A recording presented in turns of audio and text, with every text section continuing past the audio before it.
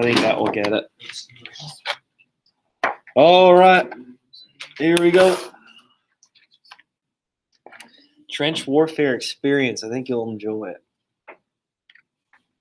We'll talk about it soon.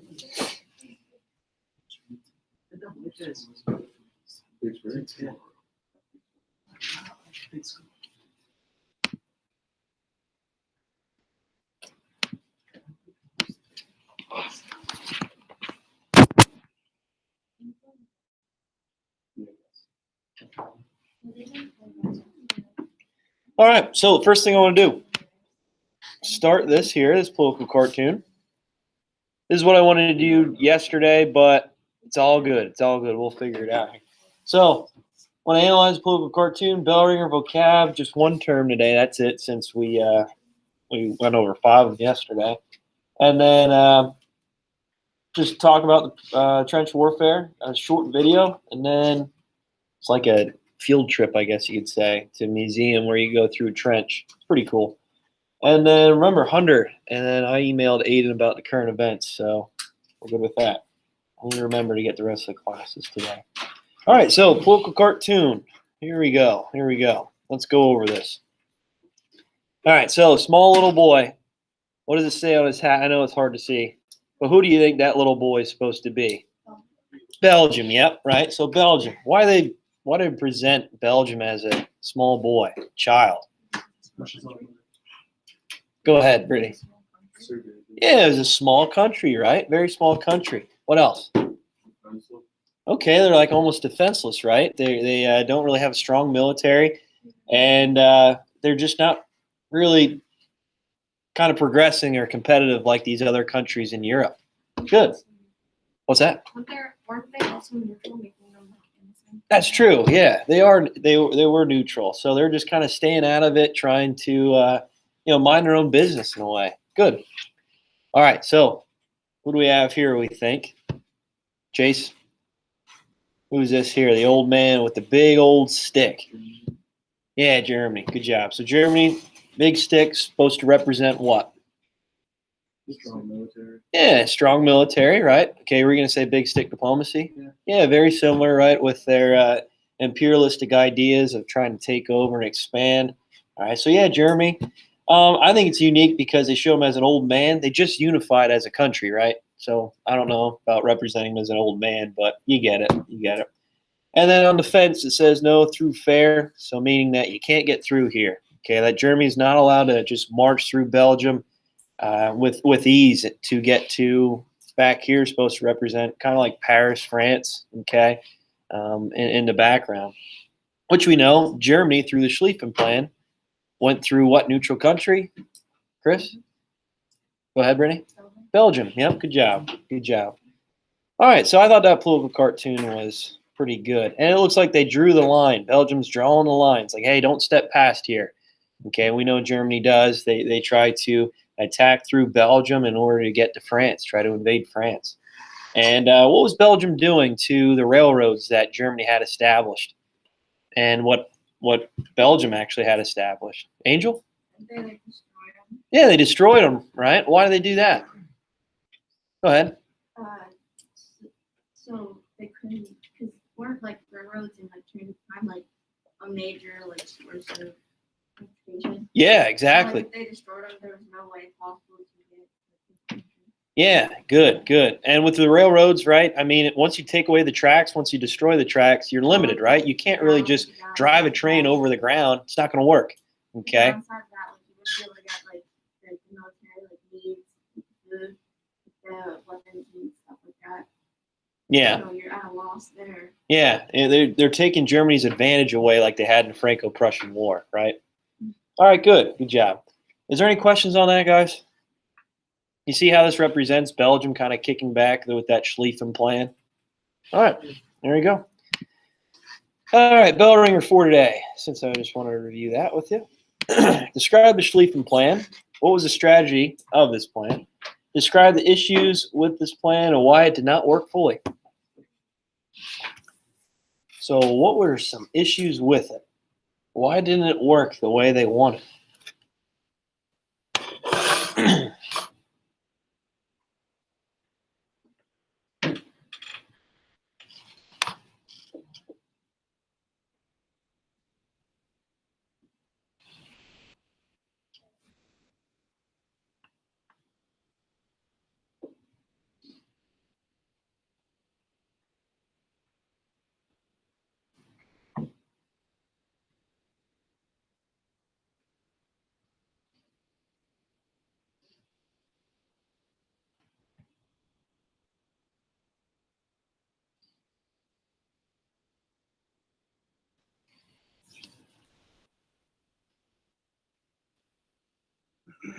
So how long did it take to get faded like that?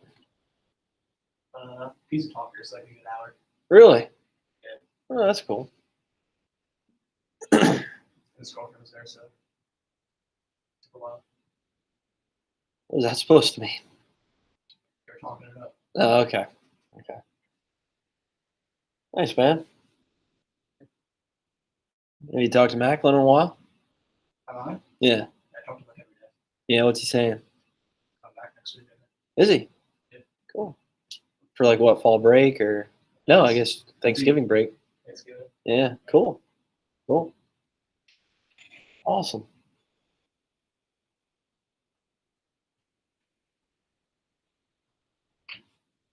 How far of a drive is that?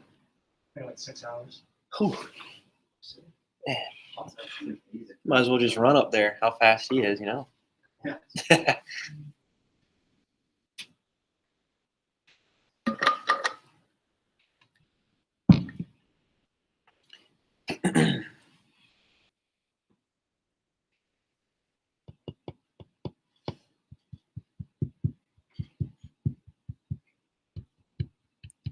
Chris, you like the rock?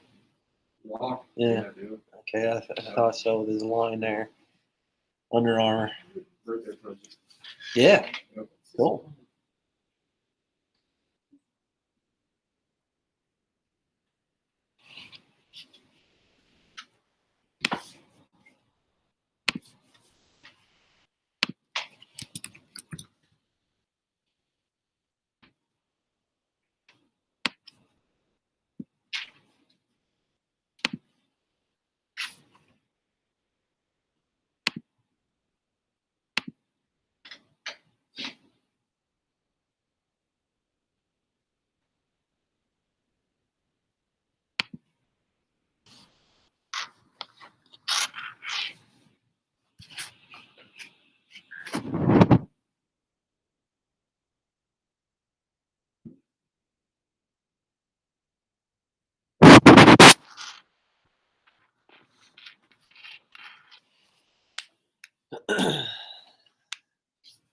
All right, so describe the Schlieffen Plan.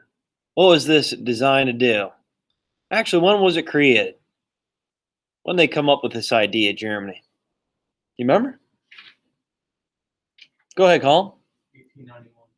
Yeah, so it was even before World War One, right? So Germany was planning on this attack, planning on this invasion for a long period of time, even before World War One started.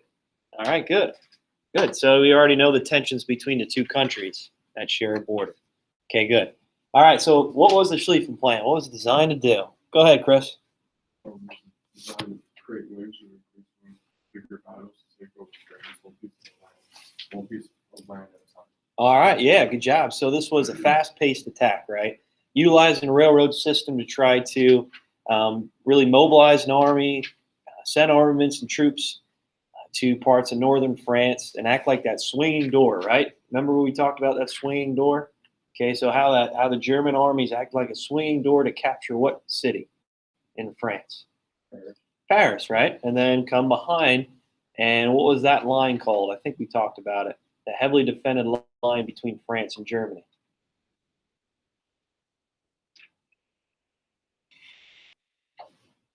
So it was right at the border between Germany and France. What was that called? Go ahead, Jace. Eastern, Western. The Western Front, right? The Maginot Line. Did I talk about that yesterday? Yeah. Maginot Line. Let me just write that out. Yeah, the Maginot Line. Make sure you guys remember that. Okay. Maginot line. So this Maginot Line, real quick, was heavily defended by France. Okay, they thought, well, if Germany's going to attack us, they're going to attack us right here, where we share a border, okay, between Germany and France. So France sent a lot of resources, a lot of expenses to build up this defensive line. Okay, vast bunkers, artillery. Okay, sent a lot of their manpower right there at that line to try to protect themselves. Okay, they didn't want to try to get taken over like they did in the Franco-Prussian War. And they thought if Germany was going to attack, they're going to go through that territory that they acquired during the Franco-Prussian War. What was that territory again?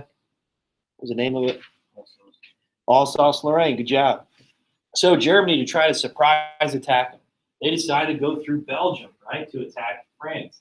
And they acted like that swinging door, right? You see how it swings down to capture Paris? They thought, well, once we capture Paris, we can go down and really outflank the Maginot Line, right? Where it's heavily defended by France. Okay, they come behind and surprise attack. All right, but what were some problems with the Schlieffen Plan? What happened? What were some cons? Chase, go ahead. The English sent troops down to the English. Yeah, good job. All right, so the destruction of the railroads, right? So when France and Belgium started destroying their railroad systems, their railroad lines, that caused Germany to take a little bit more time, right? It killed time for Great Britain to send troops, supplies across the English Channel, right, to help supply and arm France. So just destroying those railroad systems, it was really hard for Germany to continue their attack. It wasn't adaptive. They couldn't expand. They couldn't try to send troops at a faster rate. Once those lines were destroyed, they were limited on what they could do and how they could attack France. All right, so that allowed Great Britain, like you mentioned, Chase, good job, to give them enough time to supply that Western Front and send troops across the English Channel to help France out and create that Western Front, which we're going to talk about today with trench warfare. Also, what was another con? What was another problem with the Schlieffen Plan? Go ahead, Chris. In Germany does not have enough troops to last the whole thing. Yeah, right. So there's a limited amount of troops. This plan needs a lot of troops and fast rate movement, okay, and communication. Okay, that was a hard thing, which we're going to talk about when we get to technology. They're still relying on messenger pigeons, right? And obviously that doesn't work the best, and it's not very efficient. And if these high-ranking officials get these plans from these messenger pigeons, it's a little outdated, probably. Okay. All right. And also, what else? What else? Chase? They left the Eastern Front exposed to the Russia. Awesome. Good job. Chase, man, you're killing it. 2 for 2. Home run. All right. Yeah. So the Eastern Front. Okay. Germany thought, well, we can capitalize and utilize the Schlieffen Plan, attack France, capture it before Russia can even mobilize, before Russia can even try to attack Germany on the Eastern Front, on the eastern side of Europe. Okay. And they underestimated Germany or Russia. They underestimated Russia. They didn't think that they could mobilize troops and soldiers that quick, and Russia did. So Germany had to fight a what? Right off the bat, which they didn't prepare to do. What type of war? Rooster? 2-front war. Yep, good job. Good job. Right, so already from the very beginning in 1914, Germany had to send troops, obviously the Eastern Front, to try to capitalize on this attack, and on the Eastern Front, okay, against Russia. All right, good. And we talked about that barroom fight scene when Germany looks at France and punches Belgium. That brings Great Britain into the war. Okay, that brings Great Britain into this conflict as Germany's marching through neutral Belgium. All right, good, good. All right, so moving on today. It's one term. You guys already had Allied powers and Central powers, right? Yeah. Okay, I thought so. So it's just trench warfare. That's it. Just one term. Trench warfare.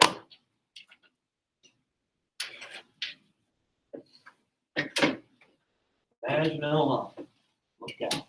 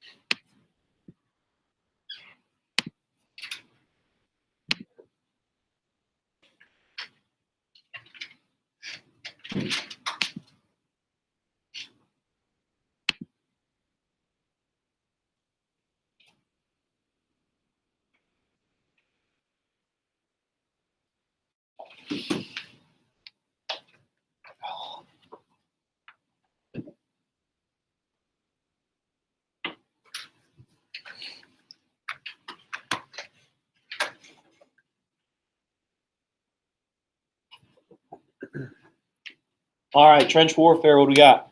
Go ahead, Colin. What type of land warfare using occupied fighting lines largely pressing military?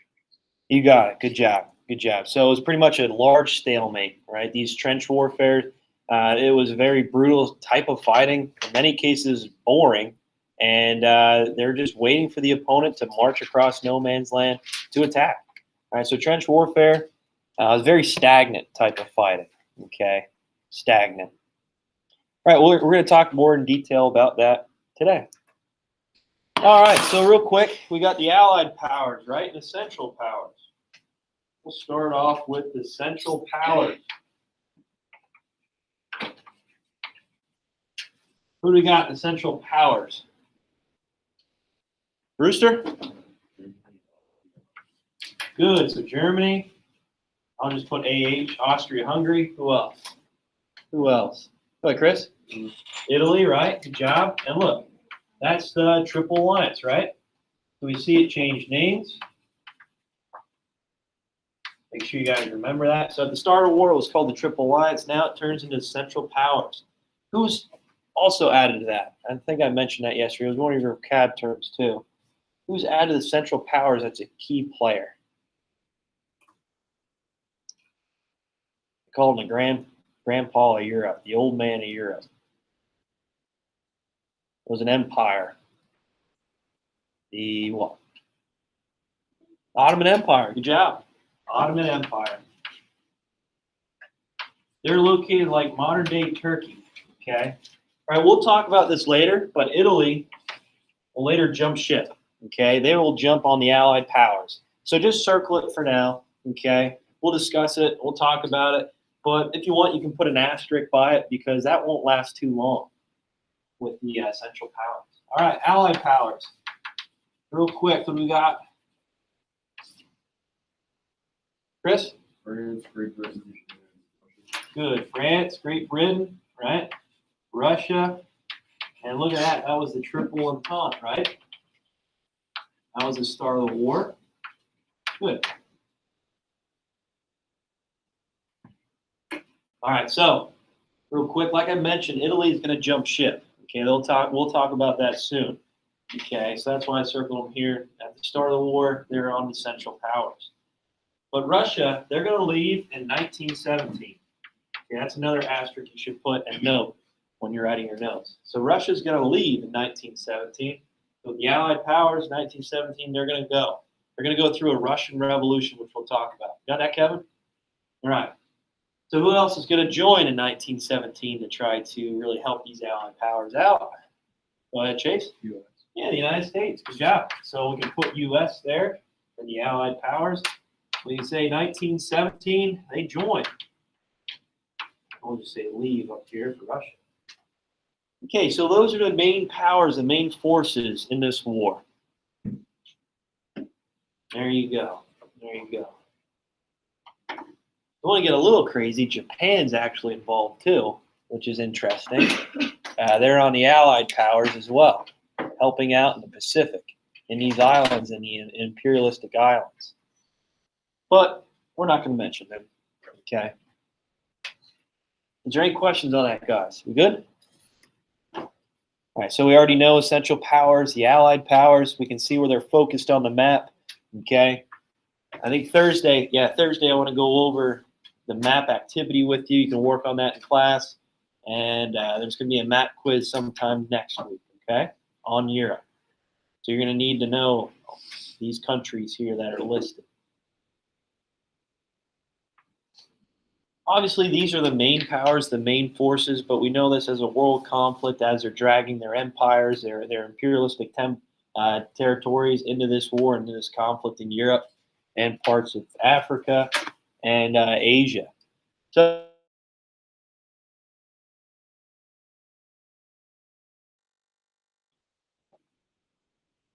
all right, so the Western Front.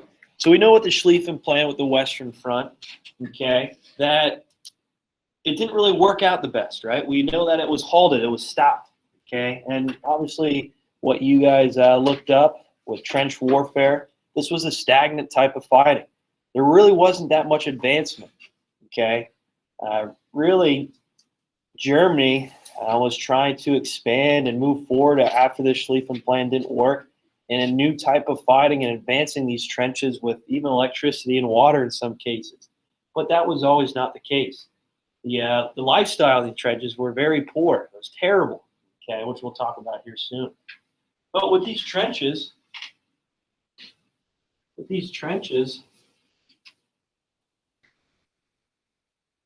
the goal of these trenches were trying to surround your enemy. So as they were digging these trenches, the goal was to try to keep moving forward and try to gain ground in order to try to really surround your enemy. Okay, Germany obviously trying to dig closer and closer to Paris, and France, Great Britain, they're trying to push Germany over closer towards their borders out of Belgium. So these trenches were dug all throughout Europe from, let me bring up the map. There you go. I'll go back to that slide, don't worry. So these were the trenches all throughout Europe, all the way up to the English Channel, down to the Alps. As you can see, that's a large portion of land that was really dug up throughout Europe and caused a lot of environmental impacts for years to come. Actually, if you go over to Europe, go right around where Belgium, Germany, and France is today, you'll still see some of these trenches that were dug in.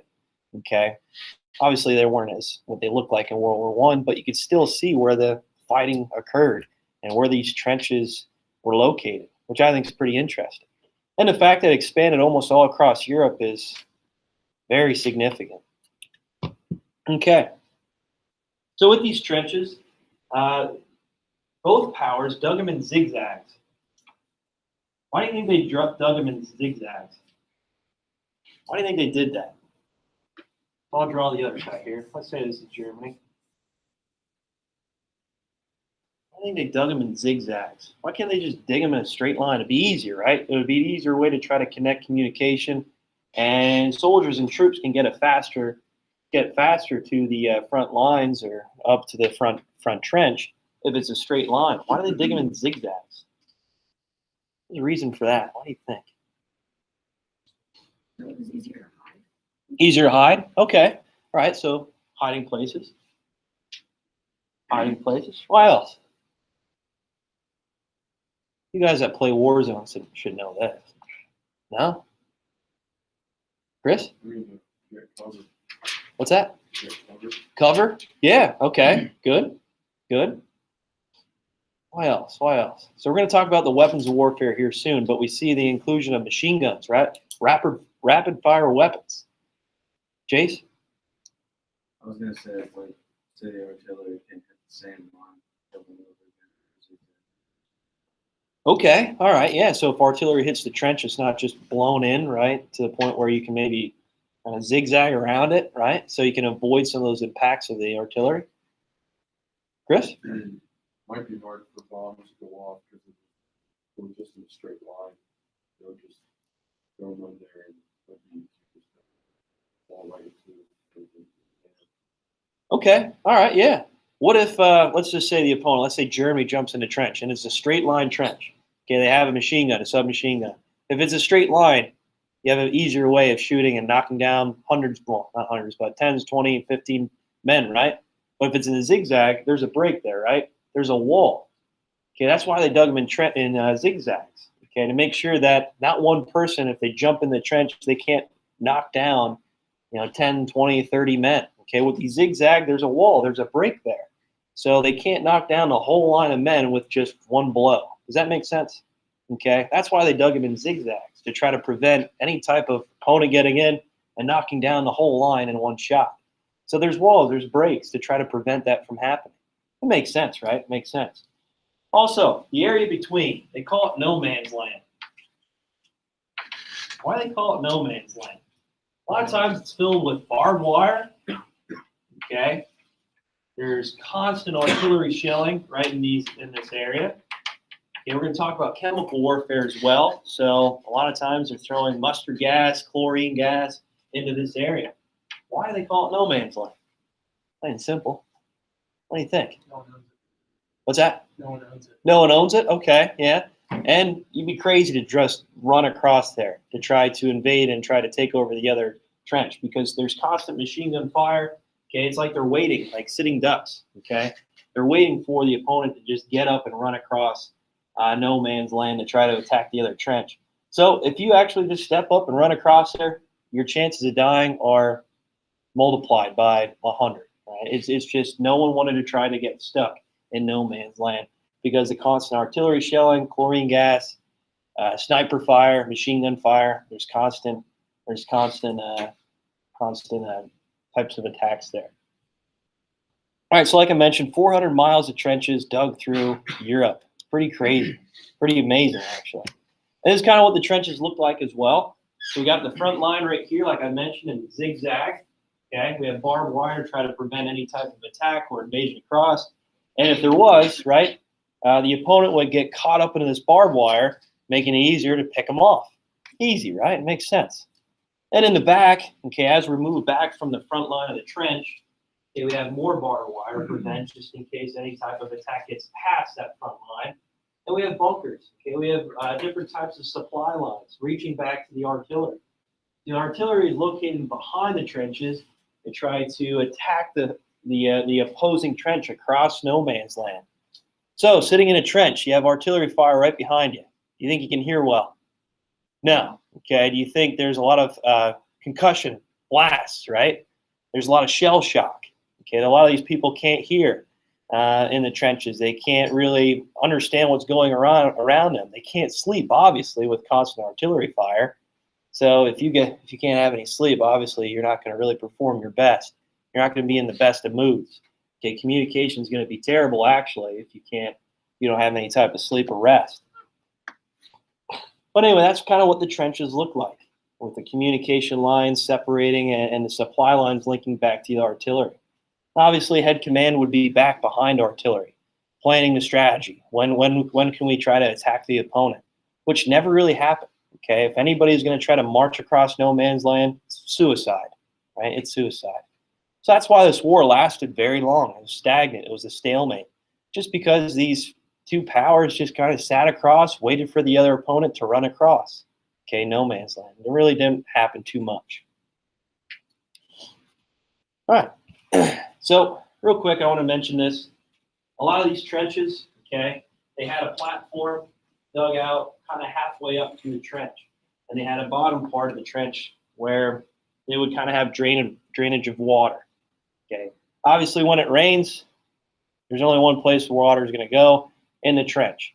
Okay. They didn't really have it planned that it would drain out too well because they didn't know how long they'll be there. They didn't know how long they'll actually be located in that trench. And this gives way to trench foot. You guys know what trench foot is? No? Okay, obviously when you're in water, okay, when you have boots, right, in water for a long period of time, your feet in water, what happens to your feet? It gets pruned up, right? It doesn't feel too well. It's kind of gross and it's very sensitive. But can you imagine this for 4 straight years? It'd be terrible, okay? Constantly wet, constantly in this type of environment is not very good. Okay, so these people would really live in this wet, moist, humid type of environment inside these trenches for very long times, with very limited food, really no sleep because of constant artillery shelling and waiting for your opponent to attack. Right, it was a very scary time for many of these people, and that's why they call World War I one of the most brutal type of fighting, because mentally it affected so many people. All right, so life's in the trenches. Okay, like I mentioned, lack of food. Obviously, when people are dying, okay, out in front of you in these trenches, you're not going to try to bury them real well because, let's face it, if you just step out or pop your head above the trench, you're likely to get picked off by the opponent with a sniper or machine gun fire. So they just piled up the bodies in the trench. They kind of use them as cover in ways too. They threw the bodies up over the trench as another layer as what they can look over. Right. Obviously, that's going to stink. What's that going to attract? Rats, right? Yeah, insects, bugs. So many people died of disease because of these rats and these insects. There's many cases too, instances where men would be eaten alive by these rats. It'd be terrible, okay? Because constantly sitting in the water with no sleep, lack of sleep, they kind of lose feeling in their feet with constantly being water, and they wake up and half eaten alive by rats. Gross, disgusting. Now let's face it, for 4 years, would you want to be located in a trench like that? How do you lay down? How do you spread out? There's no privacy, right? No, gross. Where do you think they go to the bathroom? In the trench, right? And they just, oh, hey, watch me here. Make sure that no one tries to come across no man's land here. I'm trying to take a dump. And just don't try to step in it. Well, there's no really other way to walk. So it's just going to float in the water below us, and we're just going to let it go. Ugh, gross, disgusting. And like I said, shell shock is the constant bombardment, artillery firing, explosives going on, mustard gas, chlorine gas floating around no man's land. These people really just kind of lost their minds. Psychological warfare. They knew that this war was probably never going to end. And if they tried to step up, they'd be picked off by an enemy sniper. It was a terrible type of fighting. And here's where we got a picture. Oh my gosh, trench foot. Make sure you keep your boots dry, keep your feet dry. If not, you're gonna lose them. You're gonna lose your limbs. You need to go back. Okay, there you go.